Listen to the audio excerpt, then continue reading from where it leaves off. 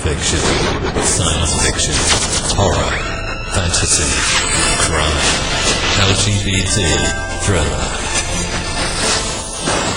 You have now entered the House of Mystery. Welcome back into the House of Mystery. I'm Al Warren. We've got Mr. Joe Late Goldberg.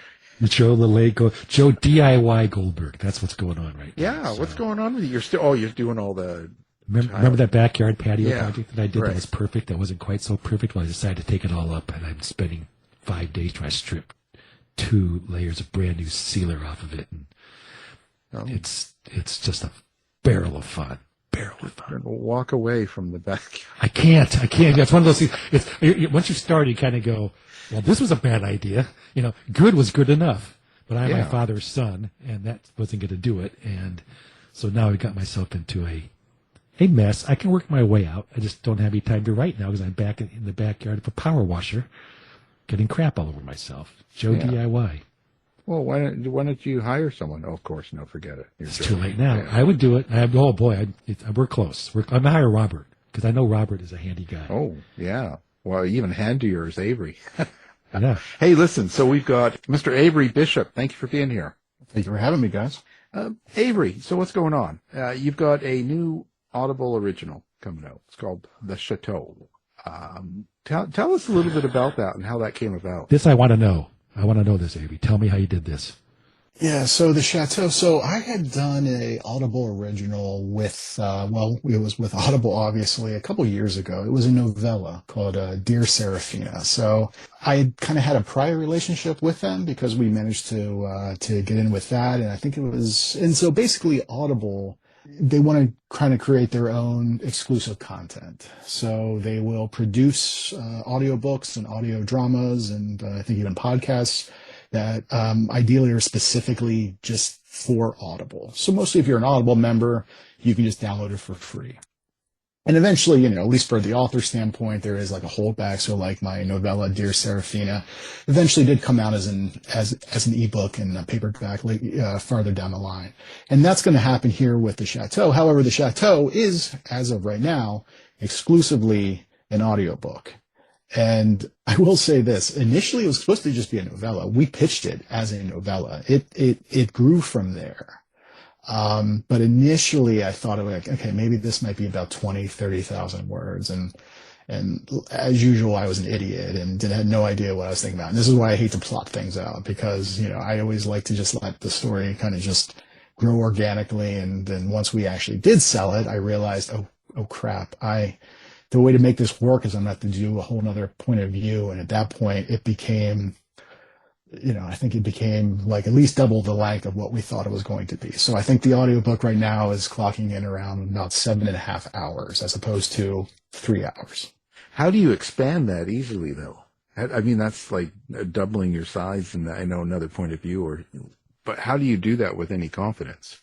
Well, I feel like, I don't know, it's always this weird balancing act of, and I always want to come back to the Harlan Coben saying where it was only bad writers think they're good. So I always think it's always a good, I would say it's necessarily a good thing, but I always get worried when I feel very confident about a project I'm working on or like after I finish something, if I think like, oh, this is perfect because, you can constantly improve. I think you can constantly, I hate even going back to looking at stuff I had published years ago because even for this project, Audible gave me the opportunity to listen to the audiobook once the narrator had read it just to kind of make sure there was nothing outstanding that had to be done. And even going through that, there were certain areas where I was like, oh man, I wish I could change this word, or maybe I should end that chapter a little bit sooner. This is stuff that the normal listener probably won't even notice.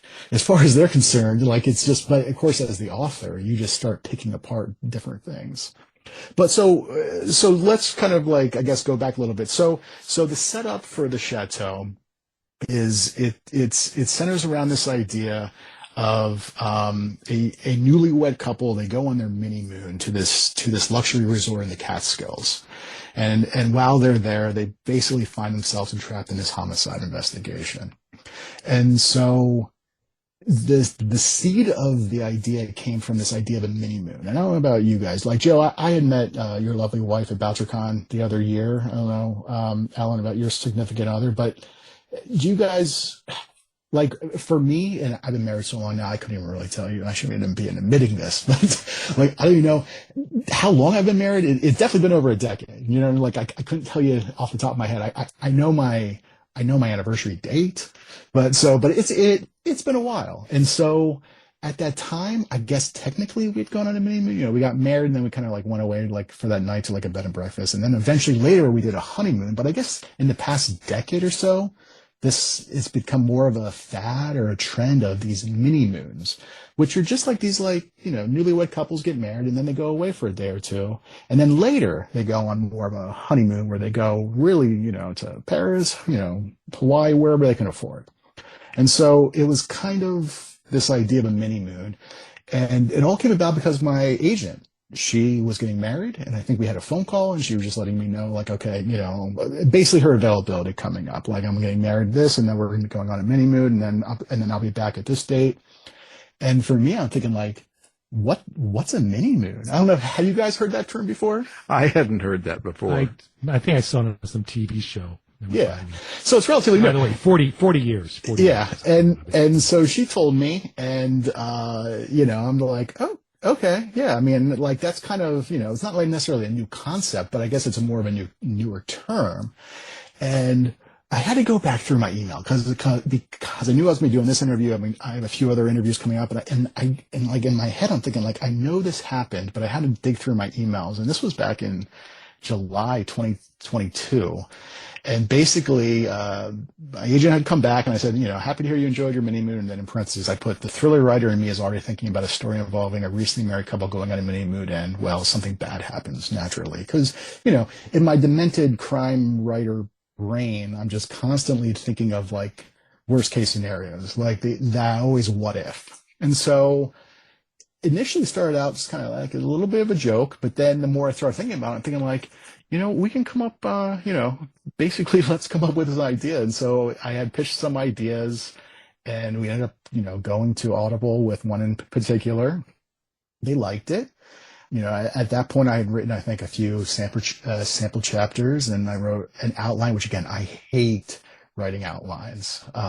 Mostly if it's a very, you know, a couple paragraphs, like, you know, this is what I think the book's going to be. Okay, fine. But they wanted more specific, like, you know, more of a beat for beat. And so we sold it. And as soon as I sat down to really start digging in and writing it, I realized, again, oh crap, the only way to really make this work, to make it effective, is I was going to have to write it, you know, basically bring in a whole nother point of view. And I went to my editor at the time, because then I ended up getting a different editor there. So the person who had acquired the book, I said, so how long is too long here? Because, you know, I know we thought, like, maybe this would be around 30,000 words, about a 3-hour audiobook. And she was like, well, you know, maybe nothing more than, I think, what did she say? I think like 7 or 8 hours. And I think, like, oh, okay, good. Because I was worried she was going to be like, well, we don't want anything more than, like, you know, 40,000 words, like 4 hours.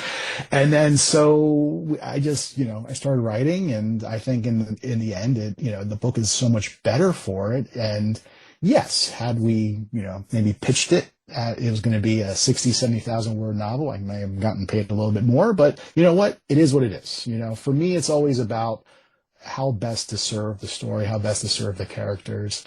What's funny is if you looked at that, if you read, or I guess if you listen to the audiobook and then you were to look at my outline, everything is there in that outline. But again, having brought in that other point of view, again, I feel like it just makes it so much more effective, much more suspenseful, that having just that one point of view through the entire book, it would not have worked. And again, I would not have known that had I not actually finally sat down and started writing it. So what did you have? You had to keep the story before you had the characters? Well, I mean, part of the pitching process was mostly coming up with this idea of, you know, this couple, because it was always going to be about this couple that goes on their mini moon. But the question was, well, what happens on this mini moon? And so there were a few different ideas we had come up with, particularly with what the Chateau had become, is they're on this mini moon, and so the Chateau is this exclusive resort that is set in the Catskill Mountains. And at the time, I wanted some type of fancy resort in the Catskills, but I also wanted like a resort by a lake on top of a mountain. At the time, I didn't even think that was possible, but there's a place called what was it, Mohonk Mountain House, which is this resort. I don't know if you guys have watched the show on Prime called Upload. I think they actually use part of that resort in the show, but it is a resort that is on top of a mountain with a glacier lake right there. So I'm like, okay, well then this is clearly, realistic. So I kind of took that idea from there, but it's one of these resorts where you can't just like come and go. Like when you go, you have to basically go through like a guard station, even if you're going for like the day to like hike, or if you're going to golf or whatever else. So they have a record of everybody, employees, guests who are coming and going. And so the book essentially opens up. We find the very first line is, imagine a body lying dead on the edge of a lake, or something like that off the top of my head. I should really look that up. But so like very beginning, very first line, we know that, okay, there's this dead body lying on the side of a lake.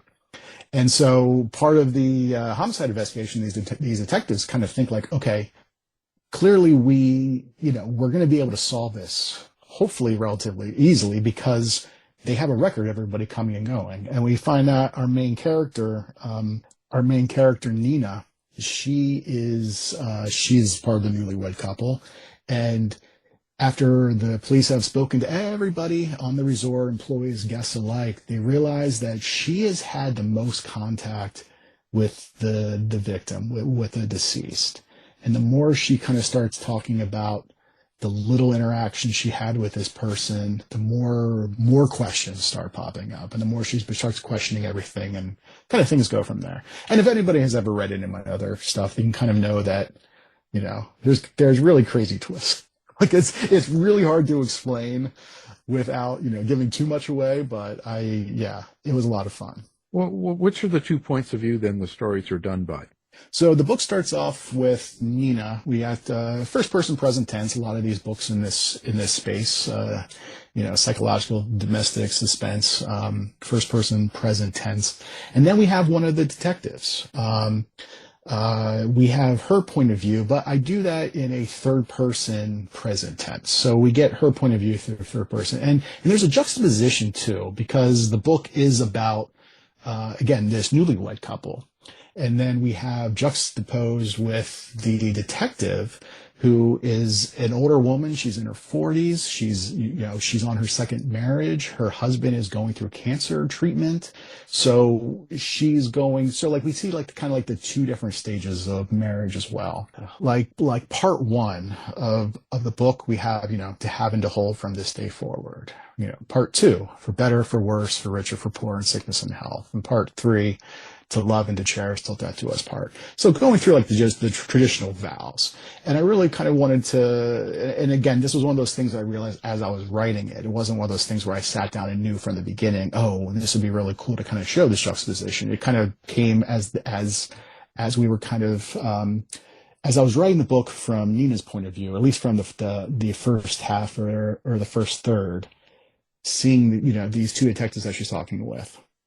And then realizing like, okay, we're going to get into this female detective's point of view, and then kind of seeing into her life and just seeing how, again, they have, you have on the one hand, you have this, newlywed wife who has like all this, the bright future ahead of her, and also uncertain future because, like every marriage is, you never know what's going to happen, as opposed to a woman who, again, is much older and has, she's working her second marriage. She's dealing with that whole, for better, for worse, in sickness and health. Because it's one of those things, obviously, when you get married, you always kind of hope for the best. I don't know, wasn't that like a Jack Reacher, like hope for the best, prepare for the worst type thing? Yeah, right. It's a little bit of gritty. Can I ask you a question on constructing your story? How did you lay out the clues as you went along, so the reader is trying to figure this thing out? I had an idea of how the book was going to end. And that's usually the case with all my books. I usually have an endpoint in mind. However, sometimes that changes. And usually getting to that endpoint I usually go again, I always go back to the Harlan Coben thing, but I think he had said one time, it's like, you're taking a cross country road trip. You know where you're starting, you know where you're going to end up. You're not really sure how you're going to get there. You're not really sure like which highways you're going to take, what route you're going to take, who you're going to meet along the way, what's going to happen. So it's that type of thing. So there were certain things I knew or I had in mind that I wanted to do. And sometimes that stuff changes as I go about that. I will say, and it's one of those things too, where I really don't I'm not very plot heavy, or at least I'm not very outline heavy, where I try to make sure like, okay, in this chapter, we're going to introduce this, or in this chapter, we're going to explain this, and then maybe, give this as a red herring. It just, again, it's one of those things that happens more organically, where as I'm writing, the characters just kind of do what they do, and the story just kind of starts going in one direction, which I love, but sometimes it's not great, because I have had those instances where I realize, okay, this is just this direction I'm heading in is just not going to work. Not if we want to end up where the book really, I kind of feel needs to go. Like, especially when you're working on a deadline, when you're under contract, you don't really have that. I always call it a luxury. Like when I was much younger, right out of college, you could sit down, you didn't have a care in the world. You could just write, you don't have to worry about stuff. But then once you started, had to worry about, you got like bills, you got things to, to worry about, just everyday life. That's when just, you really have to kind of take the reins and really kind of sometimes reel a story in when it becomes a little unwieldy. Do you use the detective point of view to create suspense by her knowing things that, let's say, the couple doesn't, or the murder or stuff like that? Is it a way of creating suspense? Yeah, because and that was one of those things I wasn't really thinking about it when we initially pitched the idea, because I realized there is this murder at this resort. Of course, our main character isn't really going to be privy to a lot of the, what's going on in the actual investigation of the homicide. So that was really one of the main reasons to bring in the detective's point of view, then to also see with their interviews with other people, like there's like certain people on staff, and then other guests at the resort who also had like some type of contact with the victim. And so we were able to, and so that was the main thing, bringing in that point of view. Yeah, I mean, I definitely think that, and that adds suspense. There adds a lot more. In many ways, it adds answers, but also adds questions, because there's like, again, a lot of other stuff, just comes up that maybe, our main character, Nina, from her point of view, obviously would have no idea, or again, would not even be aware of. When you write these characters, like having two main characters and point of views being female, is that a challenge for you? It's really not. I always get asked this because, especially writing these types of books where the main character, I mean, even under my own name, I had written, under the Robert Swartwood brand, like The Serial Killer's Wife was one of my very early novels, and I had written like a female assassin series under, like I had written like one character is like any other character. Like I never really kind of try to overthink if I'm writing, from a female point of view or a male point of view. It's like, even if I'm writing from like a young person's point of view or an older person's point of view, like I just try to really just like, who is this character, and get a little bit in their head, try to make them as real and natural as possible. I will say that it does help that, my agent is female, that my editors who have worked on all these Avery Bishop projects are female. So sometimes I might have a character say or do something that might not be completely, what a, character, might say or do. For example, I had, the one character I think refer to, like a pair of panties, and my agent was like, no, just say underwear. You know what I mean? Like, so maybe from like a guy perspective, we think of them as panties, and maybe they are. I think from some female perspectives, they, it could be as well. But, yeah, it's just like small things like that. Plus, reading a lot in this genre always helps too.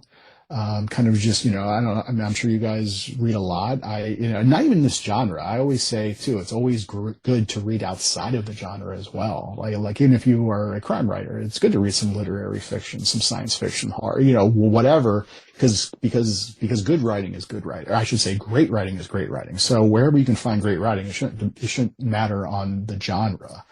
But I feel like that's obviously another way to just learn and to grow as a writer. So let me veer off this road for a second and ask a question once again that's only about me. You've written novels, novellas, stories, and collections, and I'm broadening my horizons. And I'm wondering, what was your purpose between writing stories and collections and novellas? Is one better than the other? And just why did you go on those different paths? And what does it do for you? Well, short stories, I think starting out, especially like back in middle school, high school, even when I had that ambition to want to write a book, I think it was my parents at the time were basically like, nah, you should try to write some short stories first. Don't just jump into a novel, which maybe was probably sound advice, because writing a novel, it's tough. I mean, I'm working on a book right now, and it is, some books are easier to write than others. Some just kind of come like, I know what I want to do, but at the same time, like, this is going to be there's a lot going on in this book. And I don't know. It's tough. In terms of short stories, for a while, I was writing a lot of short stories. I was writing a lot of flash fiction, stories that were under 1,000 words. With novellas, I was writing novellas too. At a point though, I just, and this is going to sound, I don't know how this is going to sound, but like, it was more profitable just to focus on novels because you could make, some decent money. Like people would actually buy, like if you sell a short story, yeah, you might be able to sell it to like a magazine and they're going to pay you like a few cents a word. That's great.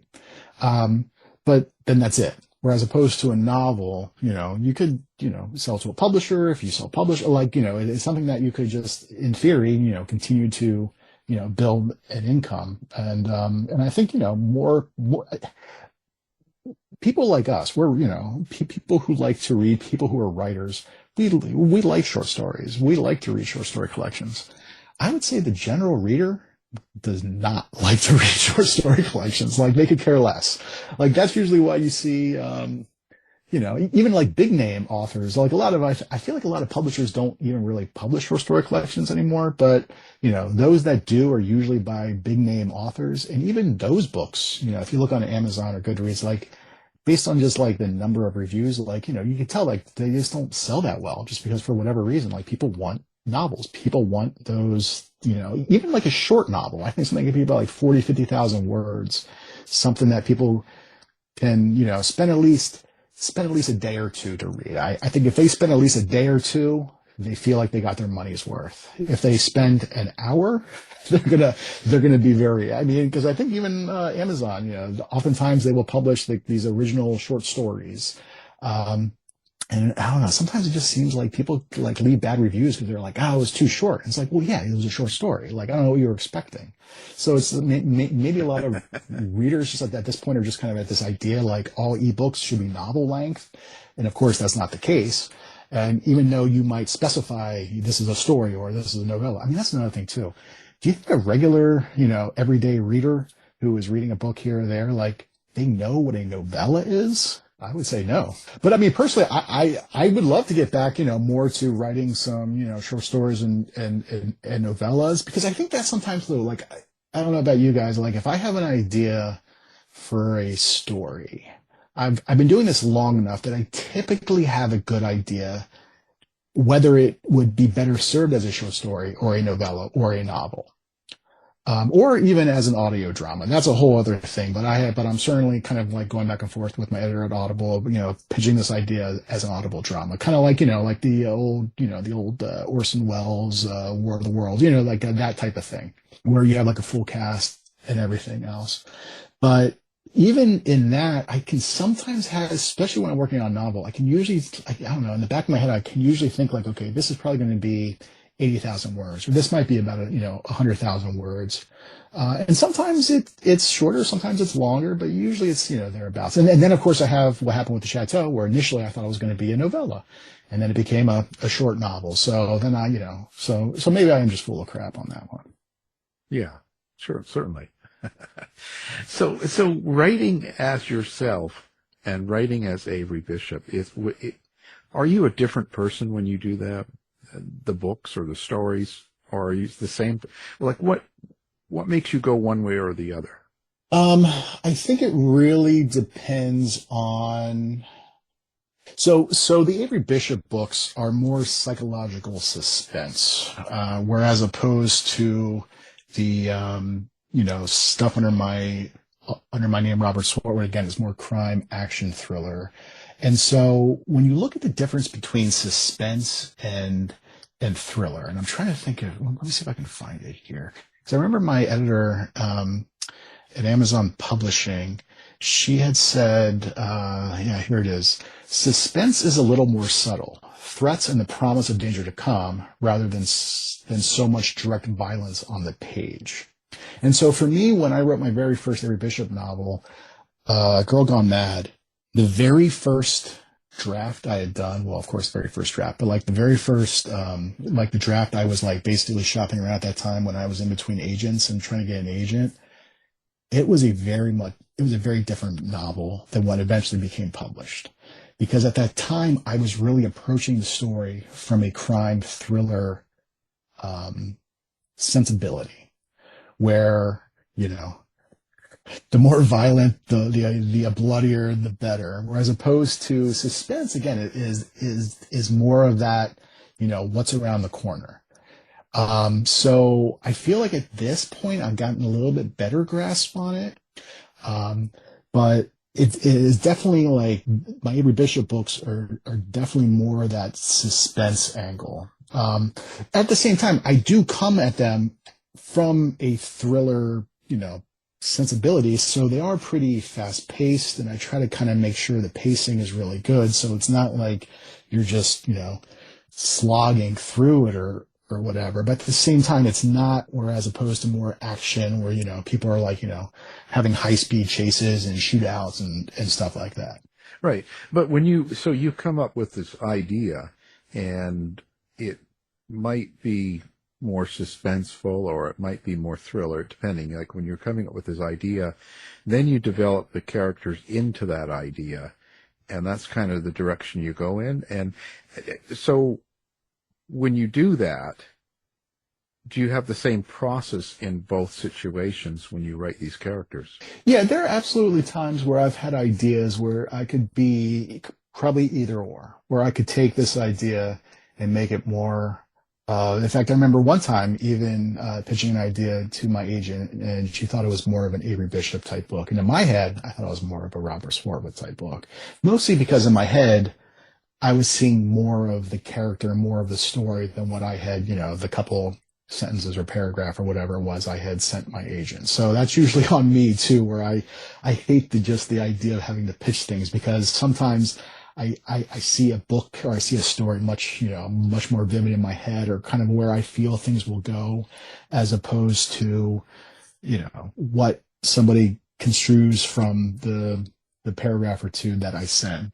So there are absolutely times where, a certain idea could head one way or another. And that does, and that is something to always have a conversation, where I'll have a conversation with my agent, or something where I'll really think about, like, again, it goes back to what would be best for the story and those characters. I haven't really gotten to a place though where I would write a book and like halfway through kind of think like, oh shoot, maybe this should be more of a, an Avery Bishop novel as opposed to a Robert Swartwood novel, or vice versa.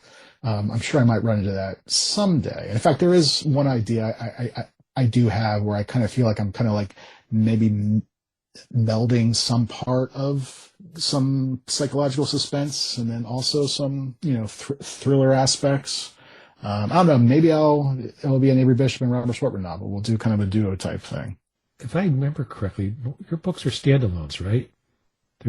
You don't write in series? So my Avery Bishop books are standalones. Yes. Robert Sporer books, I have a couple different series. Okay.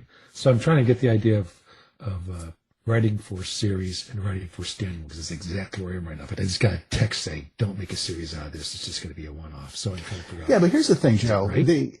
A lot of I've talked to a lot of writers also about their series. Oftentimes, series books start out as standalones.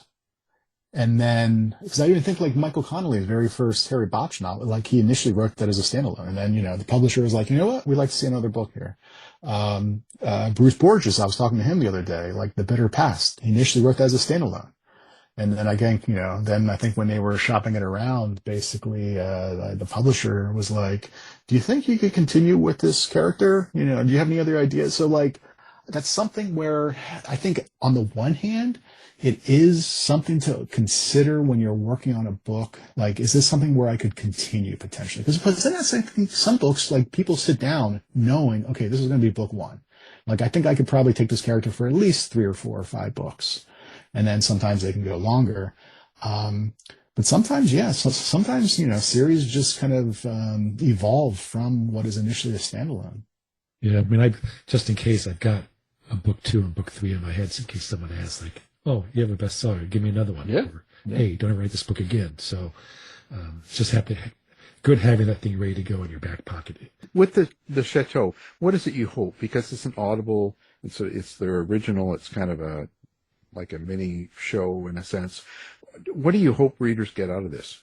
Well, I mean, to be clear, it is just a straight like prose novel. It's actually narrated by Christine Lakin. She is, one of the things people might recognize her name from was back in the 90s. She starred in Step by Step. She played Al Lambert. So she's like a former child TV star. And a lot of former child TV stars kind of eventually got out of the business. I mean, she's been acting ever since. She's done producing, directing, and, she's continued to act. And then she's also gotten into audiobooks. And so I'm a huge audiobook fan. Like, I love audiobooks. I've loved audiobooks for a very long time. I've always felt that a narrator can really make or break an audiobook. Like, the wrong narrator can just make a really good or great novel just not great. There's just something about the voice, about the delivery. And that's why I think a lot of really good narrators really come from an acting background. So like, she has done recent books for Michael Connolly, for Riley Sager, for David Baldacci, James Patterson, or Frida McFadden was one of, like, I think a recent title that she had narrated. And so we were really fortunate to get her on this project. But it is a full, chapter 1, chapter 2. I mean, it's a full novel. So yeah, I mentioned the idea of a audible drama, and but that's not specifically what this is. This is just like a regular book. It's just an audio book. But what do I hope people get from it? I mean, I hope they download and they listen and think they can maybe just, listen to a chapter or two, and then, before they realize it, they've just, have stayed up all night just listening to the book. Or maybe, like, I don't know about you guys, if you do listen to audiobooks, like for me, usually when I'm in the car or when I'm at the grocery store, or even like, when I'm doing things around the house, just get really sucked into the audiobook where you're just, you lose that time. And then you're just, like, you just want to kind of just keep listening. I mean, as with all my stuff, like, I'm not really here to teach anybody anything. Like, there's really no morality lessons. It's just to tell a really great story, and, hopefully have some good surprises, which is another thing. I mean, and I'm sure, Joe, you've run into this, like, really no matter the genre, it always feels like everything has been done to death. And so it's always trying to, like, you want to be as original as possible. But at the same time, I always find too, like, there's always a problem with trying to be too original, especially if you're trying to, like, sell things to publishers, because they're like, oh, well, we don't really know how to position this. We don't really know how to sell this because we have nothing to really compare it to. Because then they always want to, like, compare it to something else. And then if you do something that compares it to something else, they're like, well, this is too similar to that. So it's always a lose-lose, proposition.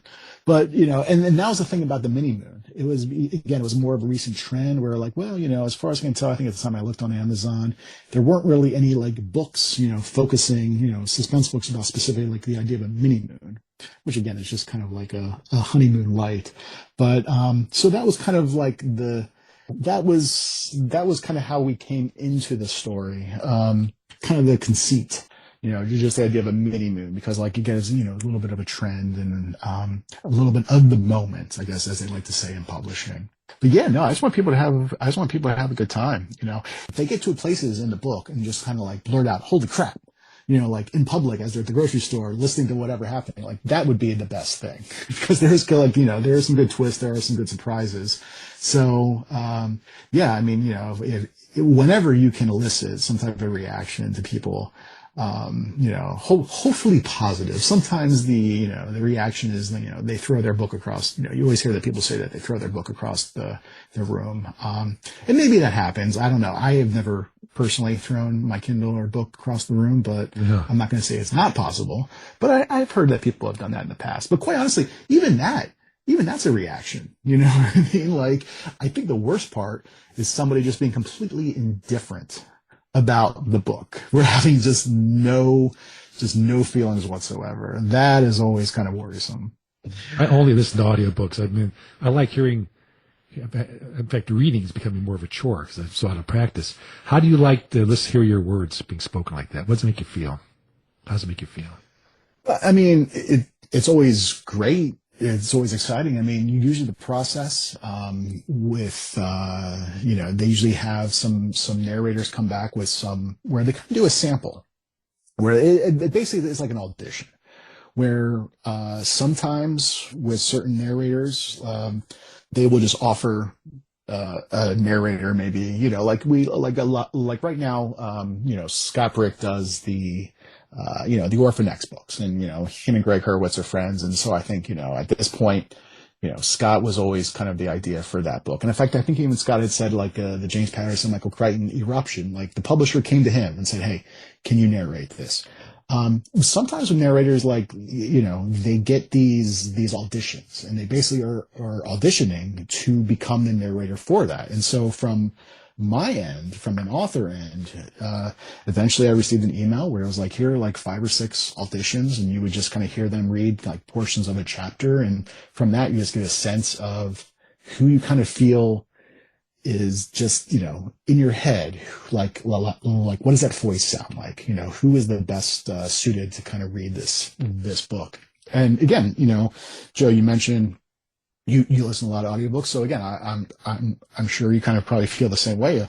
An audiobook narrator can really make or break a book, and so I feel it's such important to just make sure that the narrator is the best suited for that particular book, because if for whatever reason something is off, like it's going to pull people away. Like you don't want to get to a place where, I don't know, like sometimes I feel like I'll be listening to an audiobook and then I realize that like my mind has gone elsewhere and I just start thinking about other things. And before I realize it, like a half hour has gone through in the audiobook and I have no idea what's going on. You just come kind of like, but like a really good audiobook narrator, they keep you engaged in that story. They basically, they're painting a picture in your mind of everything going on in that story, even more so than probably like, even if you were reading it, just because somehow with their words, they're just creating this vivid picture. They're really engaging you. And, yeah, I mean, I always say audiobook narrators are kind of like the unsung heroes of just the publishing industry, because especially since audiobooks have just like surged in popularity and taken off. I mean, I forget what the last stat was, but the chunk of books sold now are, it's an ever growing market in terms of audible, because basically now people can just download audiobooks right to their phone or their tablet. Like back in the day, you had to have, what was it, like a 10, 12 sleeve CD case where, and then when you finish the disc, it's like, finish disc 1, insert disc 3, and then you just have to like go there. Whereas opposed to now, you just easily download it to your phone and just, you can listen to it. Like some of these, like, epic fantasy books are like 20 hours long. Oh, I've gone longer. I've actually tracked the narrator. Say, I like that book. I like that narrator a lot. Well, yeah, absolutely. I mean, that was part of the thing, like my Killing Room books. I mean, I specifically, there were certain narrators I really want, and I got very fortunate that Eduardo Ballerini was able to sign on just because, yes, I mean, you look at like Ray Porter, you look at like Julia Whalen. Exactly. They, I think right now John are Lee. the top the top male and female narrators right now working to today. They have their own fan base. People are downloading. In fact, even my second Avery Bishop novel, 1 Year Gone, Brittany Presley was the narrator. The very, very first review on Audible, and I even told her this. I said the very first review was a woman who was basically like, I didn't know anything about the author of the book, but I love Brittany Presley, so I downloaded it, and I'm glad I did because, I mean, fortunately she liked the book, but like, she downloaded it just because of the narrator. And so, yeah, I mean, some of these narrators, they have their own fan base. They have their own following. And so that's another thing, kind of taking into consideration. Like, you want a narrator, obviously, who's going to, best serve that book, who is going to do a great job. But it's also kind of nice to know that, they're going to bring in their own kind of fan base, and hopefully those people then enjoy your book. And, it's this kind of nice synergy. Yeah, not that word. First thing, speak English, please. Yeah, just getting excited here. Well, listen, this is fantastic. So let's talk about contact information, where you like people to go to find you, find your books, find anything you want to show them. So where do they go? Yeah, my Avery Bishop website is averybishopbooks.com, and I believe I've kept it consistent throughout the entire web. On Facebook, it's at Avery Bishop Books. Instagram, Avery Bishop Books. Blue Sky. I'm not on Twitter anymore, mostly because I don't go on it, just because of the usual reasons. We appreciate you being on the show, and of course, everyone, the book, the Chateau, or I should say the Audible, and Avery Bishop. Thank you for being here. Thank you so much, guys. This has been a production of the House of Mystery Radio Show. To find out more about our show, guests, or hosts, go to our website at houseofmysteryradio.com.